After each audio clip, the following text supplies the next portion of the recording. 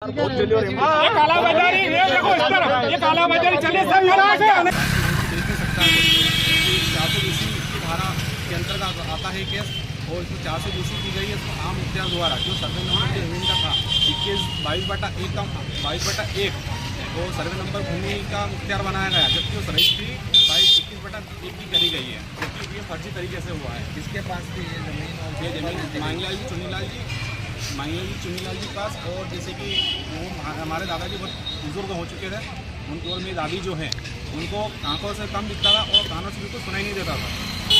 उनकी देख परवेश हम लोग करते थे और ज़मीन भी हमारे पास हमारे कब्जे में थी। हमें धोखाधड़ी करके मतलब बिला फुसला के मेरे दादाजी को अकेले में ले गए और उनको रजिस्ट्री करवा ली गई, जबकि हमारे किसी भी प्रकार से सहमति नहीं है उस ज़मीन में और ना ही रजिस्ट्री में हमारी किसी भी प्रकार से सहमति नहीं है।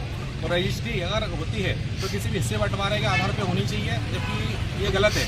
और गलत होने के बावजूद भी उन्होंने किसी को मतलब उपस्थित नहीं करा, परिवार में किसी को उपस्थित नहीं करा। जमीन कब विक्रय हुई? ये ज़मीन 2011 में आपका खेती वगैरह ज़मीन को करते थे, खेती वगैरह करते थे, वो उनका भी एक्सपायर होने के बाद इस ज़मीन को गलत तरीके से अवैध रूप से इन लोगों ने जालसाजी करके सिविल न्यायालय का केस चलने के बावजूद भी इस ज़मीन को विक्रय किया है।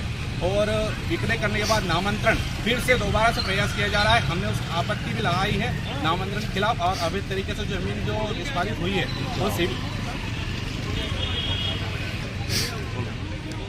और एसडीओपी साहब के यहाँ थाने पे भी हमने कंप्लेंट की, इंदौर में भी कंप्लेंट की है, कलेक्टर साहब को भी ज्ञापन दिया है हमने। और मुख्यमंत्री से निवेदन है कि ऐसे लोगों के खिलाफ कार्रवाई जल्द से जल्द कार्रवाई की जाए। अवैध जमीन को अतिक्रमण करके शासकीय भूमि को भी मतलब अवैध तरीके से बेच रहे हैं, मतलब जालसाजी करके। उसमें पटवारी साहब ने उसमें भी गलत किया है, क्योंकि तहसीलदार था जो पूर्व के तहसीलदार जो पूर्व के पटवारी हैं उन्होंने भी इसमें गलत किया है, क्योंकि उनको चेक करना था पेपर क्या है, आप जमीन की रजिस्ट्री का नामांतरण कर रहे हैं, किस प्रकार से नामांतरण किया जा रहा है और अवैध तरीके से हो रहा है सारा।